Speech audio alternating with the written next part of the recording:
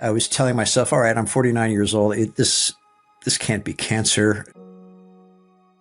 I always thought I was in excellent physical condition and thought I was doing everything right, but I wasn't. This had happened to me before. I stopped running and I sat down and I was exhausted, just totally exhausted, and went to the bathroom and urinated blood. It was just straight red blood. I started feeling some abdominal pain. It was crampy type pain, and I was extremely tired, but that was nothing unusual for me since 2 days prior to that, I had just gotten off working 72 straight hours in the firehouse, and I was tired. I was going into my 27th year in the San Francisco Fire Department. At that time, I thought maybe I have a urinary tract infection that's pretty nasty, and that could have made me tired like I was. So I ended up going to an emergency clinic, and they took a urine sample and said I definitely had gross hematuria. And they also did an ultrasound and said that they saw something in my right kidney, in the near the top where the ureter connected to the kidney. I was sent to a urologist, and they did a CT scan, and he said, yeah, it looks like you have a 1 centimeter tumor in your right renal pelvis. I'm going to attempt to get that tumor by going up in through the ureter with tools and see if we could get that tumor out of there.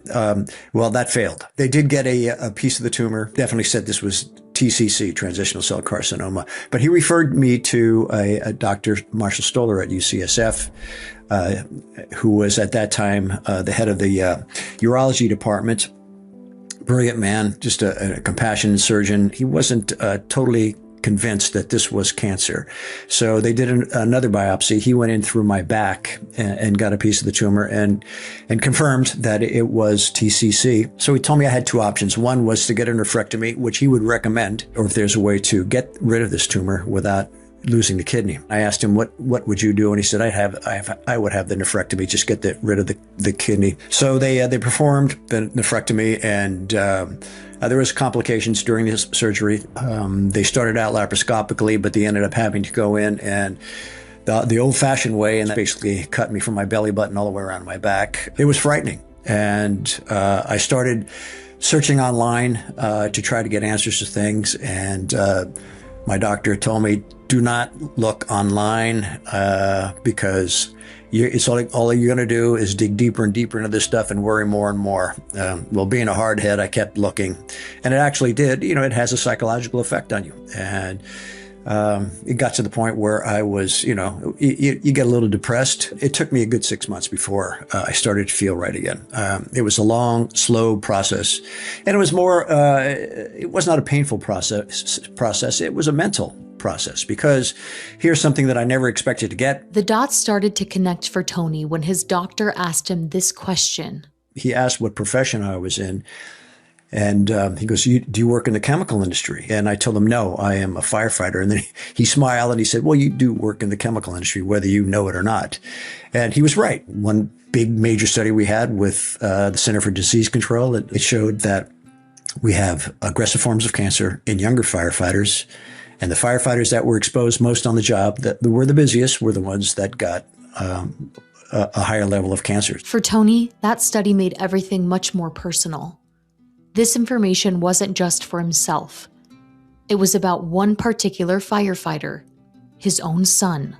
My younger son, who is a battalion chief, has got 25 years on the job in West Sacramento's fire department. He knows the situation and he knows what's happening in our profession. I did have a ton of exposures in on my job. He said there's definitely a correlation between what had happened to me and the work that I performed. The first 11 years on the job, basically, I went into the buildings without any protective equipment on as far as breathing goes. And that was part of the profession. It was the culture of the job. Who was the toughest, who could stay in the fire the longest, who could take the heat, the smoke, and the chemicals. Some guys were noted as, just they call them leather lungs. They could take anything and be able to stay in the building and just continually fight the fire and not have to bail out. And they'd be the first go in and the last to walk out, and they'd be filthy dirty.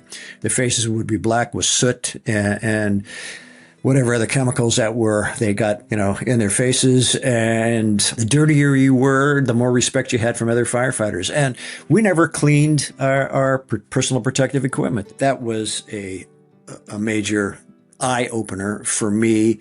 All of a sudden, the realization was there that, the accumulation of these toxic exposures over the years had this effect on my particular situation. When the doctor had mentioned to me, you had gone on 28 years on your job, you've lost a kidney, and this type of cancer that you did have, transitional cell carcinoma in your renal pelvis, has a tendency in almost at least half the cases to go into the bladder. And he said, you might want to think about not putting yourself in a situation anymore where you're getting these exposures. It was time for me to basically what they call pull the pin and retire.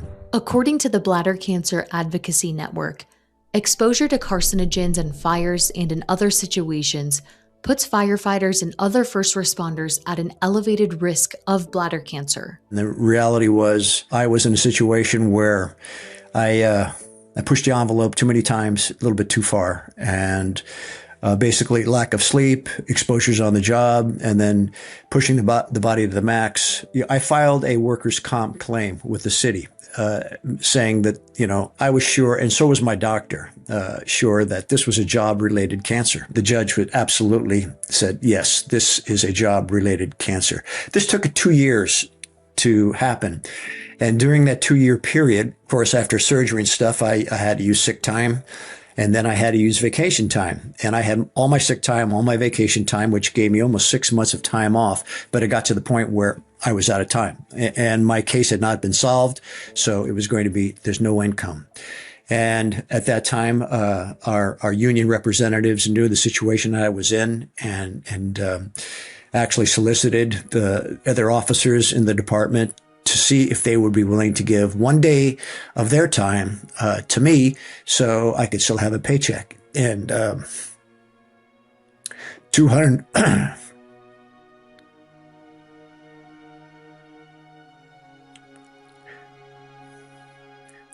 of them donated 1 day. After I had fully recovered and I was now officially retired, I was trying to figure out how I could pay back everybody that gave me some time. A couple more firefighters at Station 1 contracted transitional cell carcinoma. And this was in a few years after I was done with my surgery and stuff. I was talking to my doctor about this, and he goes, Tony, something has to be done. Do you guys have any cancer screenings? Do you do anything in the department? I said, no, there's nothing out there. So I thought about, and I talked to him about forming a nonprofit foundation that would be dedicated to the early detection and prevention of cancer in both our active and retired firefighters.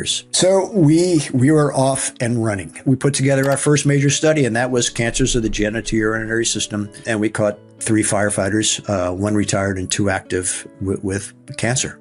1, the same type of cancer that I had in the kidney, and the other 2 with bladder cancer. That gave our foundation a lot of credibility with the membership, personal protective equipment that firefighters wear. Nobody was cleaning them. Our foundation bought 6 washer extractors for the department. These things, I think they were like $9,000 or $10,000 a piece, and almost that much money to install in the firehouses. Then we found out about toxic chemicals in the personal protective equipment. 65% of the men and women on the job right now are going to contract some form of cancer in a lifetime. And that's a known fact right now. That's the number we're at. And a lot of people don't know it, but 1 in 2 males get it, and 1 in 3 females get it in the general population. It doesn't mean it's fatal, but that's what the current national statistics are. But for firefighters, we're at a straight across the board with men and women at 65%, and that's not acceptable. I'd go back today. No, I loved it. It's an incredible profession, and it has its downside, and we all know what the downside is. We just talked about it. Like I said, the level of awareness has changed, throughout the entire profession. So the men and women that are on the job now know what to expect in the long run if they don't take care of themselves. And it's not a good idea to shake the dice. The San Francisco Firefighters Cancer Prevention Foundation continued to gain credibility with Tony leading the way, but a routine checkup would bring the nightmare right back to him firsthand. I went to not my urologist at UCSF, but a local doctor where I live. And they always do a urine analysis when you go to the office. And then A couple of days later, I got my urine analysis on my chart through my healthcare system, and it said that I had a small amount of blood in my urine. So I don't have blood in my urine because I test myself. It's sort of a fanatic when it comes to this type of stuff. And I tested my urine, and sure enough, I had microscopic hematuria. Could not see it, but it was there. The next step is I tested myself for nucleic matrix protein, NMP22. I did have one of those slides at home, and it came up positive. My next phone call was to Dr. Stoller at UCSF. He said, okay, you're coming in next week. We're going to do a cystoscopy and make sure there's nothing going on here. He goes, Tony, I doubt it. I mean, it's been 21 years. So I went in a week later, and sure enough, there was a couple of tumors in there. And the following week, I had surgery, and where they scraped it, the bladder, and cleaned everything out. My attending physician, what Dr. Stoller did, he told me, he goes, you're going to need follow-up on this, and I am going to send you off to another urologist. And this woman that he sent me to is absolutely fantastic. She did recommend 6 rounds of chemo injected into the bladder, and then we did that once a week for 6 weeks. Side effects were minimal because it doesn't go systemically, although I didn't feel all that great the day after, or a couple of days after I got the treatment. But I continued to go to the gym, do my regular daily routine. That helps not only the body up, but it helps the mind too. It keeps me positive, knowing that, I'm moving, and I'm not going to sit at home and say, woe is me. Just not my nature. And hopefully, the folks that are going to see this video that are suffering from this disease can change that frame of mind. When diagnosed with any form of cancer, has a tremendous effect on the way the immune system works too, and gets you through, some really tough times. So we explain to everybody that does get diagnosed, it's a roller coaster ride. There's going to be good days. There's going to be bad. There's going to be days you're going to be euphoric. You're going to smile and feel great. And there's going to be days where you're going to be down. But I mean, if you get that fine line where there's no give up. I mean, we pushed forward through this, and I'm not going to let this beat me. And it seems to have a profound effect on the way this cancer, these outcomes come to be. I hate going to the doctor myself. When I was younger, I had no problem whatsoever. The older I get, though, the more I don't want to see them. Every firefighter should be checked on a yearly basis. Without a doubt, full, complete panel blood workups. And, that's early detection right there. Looking at a metabolic panel and the complete blood count and stuff, and seeing what's going on with the red blood cells, the white blood cells, the platelets, everything. There's could be a red flag in there somewhere that catches something really early. So it's really important. The one thing that we've had a problem with in San Francisco is that the new firefighters that are coming in don't have GPs. They don't have their general practitioner. They don't have a doctor in place. It all comes down to early detection, not only for firefighters, but for everyone. Especially bladder cancer. The earlier it's caught, statistics tell us that the greater chances you have are to get rid of the disease. In that particular case, with bladder cancer, again, early detection is important. But the same thing goes with any other type of cancer. The earlier you catch it, the greater the odds are you're going to defeat it, especially with what's out there now, with immunotherapy, with the genomic testing they do to see if there is a targeted therapy for a particular type of cancer. In the day-to-day progress that's being made right now, with all the clinical trials and all the different types of meds and things that are out there, it's phenomenal.